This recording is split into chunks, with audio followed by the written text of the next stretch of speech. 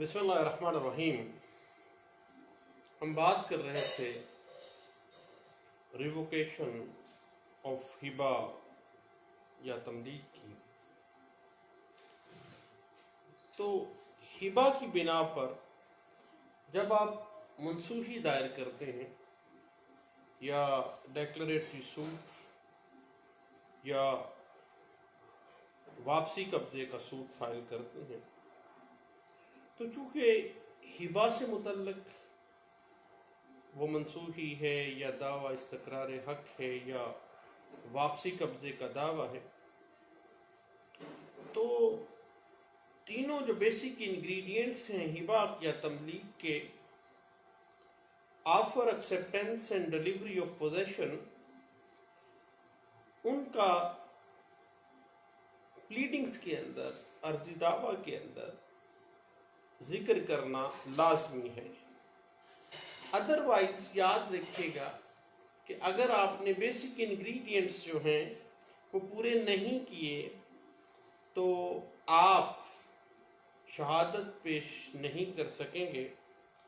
اور اگر آپ ہبہ یا تملیک کو چیلنج کر رہے ہیں تو کوئی نہ کوئی اس تملیک یا ہبہ کے ساتھ اس کا کوئی کنسرن ہونا چاہیے۔ ادروائز یاد رکھیے گا کہ کوئی بھی اجنبی شخص کسی ہبہ یا تملیک کو چیلنج نہیں کر سکتا۔ اس کے بعد اس دعوے کے اندر وہ تمام اہم اور ضروری واقعات جن کی بنا پر ایک مدعی اس ہبے یا تملیک کو تسلیم نہیں کرتا، ان عرضی دعویٰ کے اندر اس کا ذکر کرنا لازمی ہے۔ مثلا ہبہ کے وقت پوزیشن جو ہے وہ منتقل نہیں کیا گیا، یا کسی قسم کا فیڈوشری ریلیشن شپ کی بنا پر یا کسی دعوے ناجائز جس کو انفلوئنس کہا جاتا ہے، یا کسی جبر کوئرشن کی بنا پر اگر کسی قسم کا کوئی ہبہ کیا گیا ہے، تو یہ تمام واقعات جو ہیں وہ تفصیل کے ساتھ آپ نے بیان کرنے ہیں۔ اس حوالے سے 1981 CLC پیج 962 اور 1999 YLR پیج 2576 جو ہے ہمیں ہیلپ کرتی ہے۔ اس کے بعد یاد رکھیے گا کہ کوئی ہبہ یا تملیک اگر کسی دیہاتی عورت یا پردہ نشین لیڈی کی طرف سے کیا گیا ہے اور وہ اس کو پڑھ کر نہیں سنایا گیا، اس کو سمجھایا گیا نہیں کیا، تو دین اس کو جب ریووکیشن ہونی ہے تو اس کا یاد رکھے گا کہ کسی بھی قسم کا جو انفلوئنس اس کے اوپر رکھا گیا یا اس کو کسی قسم کی جو اندھیرے میں رکھ کے اس سے ہبہ کروایا گیا ہے یا تملیک کروائی گئی ہے، وہ تمام چیزیں جو ہیں وہ اس پردہ نشین لیڈی کی طرف سے جب کیس فائل کیا جائے گا تو وہ اس عرضی دعویٰ میں اس کو بیان کرے گی۔ اس حوالے سے لینڈ مارک ججمنٹس ہیں کچھ، 2000 CLC پیج ہے 399 اور 2004 CLC پیج 1 ہے، اور PLD 2009 Lahore high court page 41 ہے، 2009 MLD پیج 262 جو ہے اس حوالے سے ہمیں گائیڈ لائنز فراہم کر رہی ہے۔ اس کے بعد یاد رکھیے گا کہ اگر کوئی تملیک میں بیسک انگریڈینٹس مسنگ ہیں اور وہ تملیک کسی شرعی حصہ دار کو محروم کرنے کے لیے ہبہ کی گئی ہے تو وہ منسوخ قرار دی جا سکتی ہے، اور اس کی منسوخی میں مدعی پارٹی جو ہے وہ جا سکتی ہے۔ اس حوالے سے PLJ 2001 Lahore high court page 252 اور 2000 YLR پیج 242 جو ہے وہ انٹرپریٹیشن دے رہی ہیں۔ اس کے بعد جہاں تک اورل گفٹ کا تعلق ہے، یہ تملیغ کا تعلق ہے، تو یاد رکھیے گا کہ اورل تملیغ کو یا ہبہ کو ثابت کرنا کافی کمپلیکیشنز پیدا کر دیتا ہے، اور اگر وہ ثابت کر دی جاتی ہے ود ٹائم، پلیس، ڈیٹ اور گواہان کی موجودگی میں، تو دین زبانی تملیغ یا ہبہ جو ہے وہ بھی ڈگری ہو جاتا ہے۔ اس حوالے سے 2006 YLR پیج 1102 اور 2007 MLD پیج 304 جو ہے وہ ہمیں گائیڈ لائن دے رہی ہے۔ اس کے بعد یاد رکھیے گا کہ اگر کوئی دستاویز اقرار نامہ لکھا گیا ہے بطور یادداشت ہبے کی، تو دین اس کی رجسٹریشن جو ہے وہ کوئی ضروری امر نہیں ہے۔ اس حوالے سے 2007 MLD پیج 504 جو ہے وہ ہمیں گائیڈ لائن دے رہی ہے۔ یاد رکھیے گا کہ ہبہ یا تملیغ کے اندر برڈن آف پروف جو ہے ہمیشہ بینیفیشری آف دیٹ تملیغ یا گفٹ کے اوپر ہی ہوتا ہے، کہ جس کو وہ جو ڈونی ہے، جس نے وہ بینیفٹ لیا ہے، اسی کو ہی یہ ثابت بھی کرنا ہے، برڈن آف پروف اس کی طرف ہے۔ 2006 میں اس بات کو انٹرپریٹ کیا گیا تھا، PLG 2006 Lahore high court page 177 اور 2007 YLR پیج 1454 میں اس بات کو انٹرپریٹ کیا گیا تھا۔ اب جب بھی معاملہ زبانی کا آ جائے یا ریٹن میں آ جائے، رجسٹریشن ہے نہیں ہے، لیکن ہبہ یا تملیغ ہے، تو اس کے بیسک انگریڈینٹس جو ہے وہ لازمی طور پر پورے ہونے چاہیے۔ اس حوالے سے 2011 کی ایک لینڈ مارک ججمنٹ ہے لا 2011 CLJ پیج 345 میں اس بات کو انٹرپریٹ کیا گیا ہے۔ لیکن یاد رکھیے گا کہ جب بھی آپ نے بطور پارٹی کسی ہبہ یا تملیغ کو چیلنج کرنا ہے، دین برڈن آف پروف آپ پہ ہے کہ آپ نے ثابت کرنا ہے، چونکہ آپ چیلنج کر رہے ہیں اس ہبے کو، آپ اس تملیغ کو چیلنج کر رہے ہیں، دین برڈن آف پروف آپ پہ ہے کہ آپ نے اس کو ثابت کرنا ہے کہ یہ جو ہبہ یا تملیغ ہے یہ بنیادی طور پر کسی کوارشن کا نتیجہ، کسی پریشر کا، کسی فیڈوشری ریلیشن شپ کا یا دھوکے کا، اس تمام چیزوں کو آپ نے ثابت کرنا ہے بطور مدعی کے۔ اس حوالے سے ایک لینڈ مارک ججمنٹ ہے، یاد رکھیے گا 2008 YLR پیج 1454 اس حوالے سے ہمیں انٹرپریٹیشن دے رہی ہے، اور NLR 2006 SCJ پیج 664 میں اس بات کو انٹرپریٹ کیا گیا تھا۔ اب پچھلے دنوں جب ایک بات سامنے آئی کہ کسی ہبہ یا تملیغ کو نچلی والی court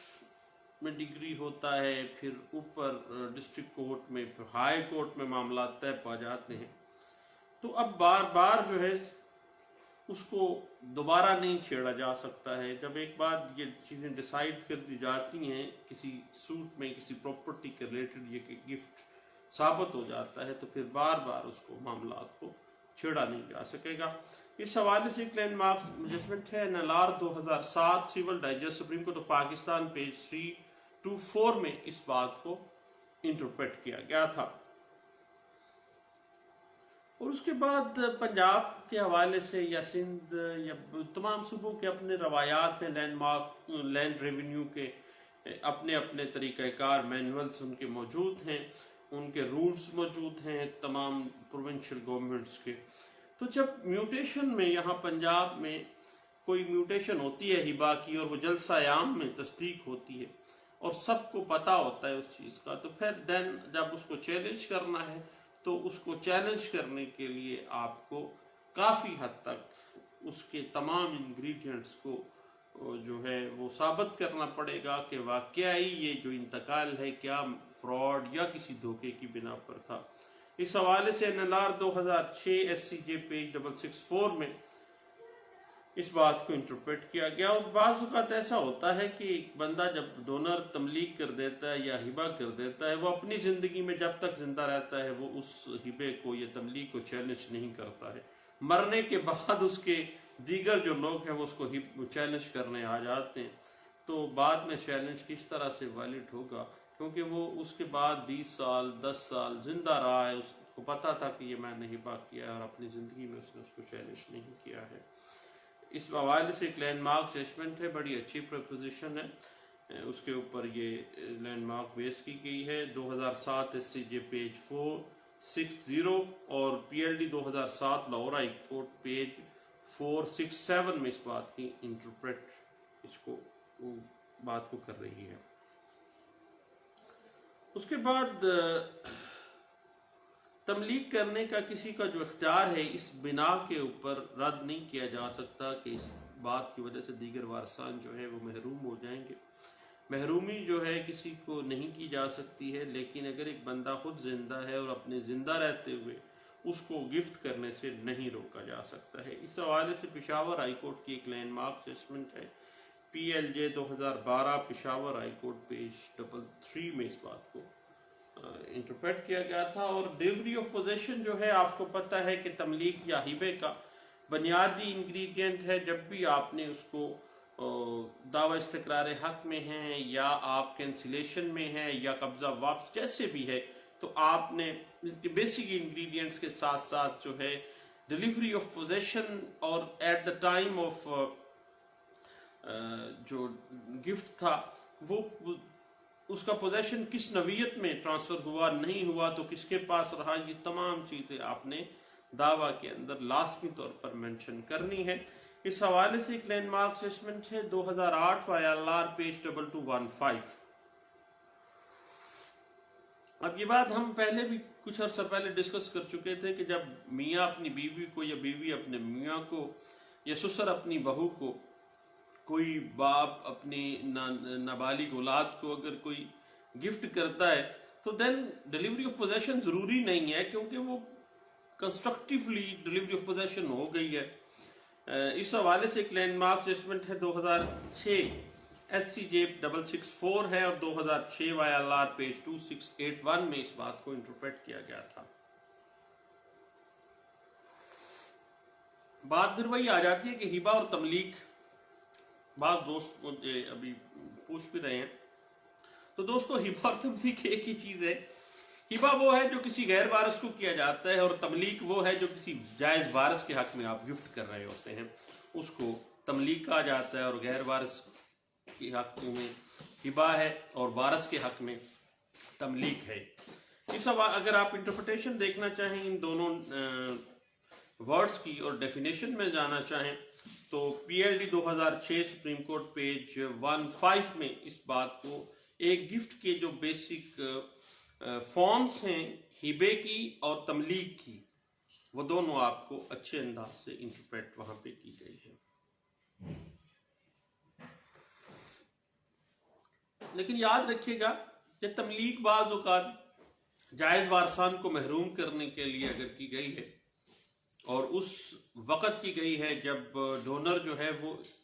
proper state of mind में नहीं है, तो वो नाजायज़ ही होगी। इस हवाले से 2007 MLD पेज 50 जो है हमें इंटरप्रेट कर रही है और NLR 2011 UC पेज 154 जो है हमें इंटरप्रेशन दे रही है। और इसके अलावा 2006 YLR पेज 1835 और PLD 2006 supreme court of Pakistan page 15 में इस बात की इंटरप्रिटेशन हमें मिल जाती है। याद रखिएगा हक महर में अगर अपनी बीवी के हक में आप कोई हिबा कर रहे हैं, तो देन उस हिबे की रजिस्ट्रेशन ज़रूरी नहीं है। ये एक सेटल्ड प्रिंसिपल है और ये इंटरप्रेट हुआ है 70s में लाहौर हाई कोर्ट में, और ये इंटरप्रेट हुआ था PLD 1975 Lahore high court page 1399 में, और 1989 सुप्रीम कोर्ट ऑफ पाकिस्तान में SCMR पेज 1871 में इस बात की बड़ी अच्छी इंटरप्रिटेशन की गई थी। उसके बाद याद रखिएगा तमलीक के हवाले से एक बड़ी अहम नुक्ता है, बड़ा टेक्निकल सा है हिबा और तमलीक के केसेस में, कि जो वारसान हैं वो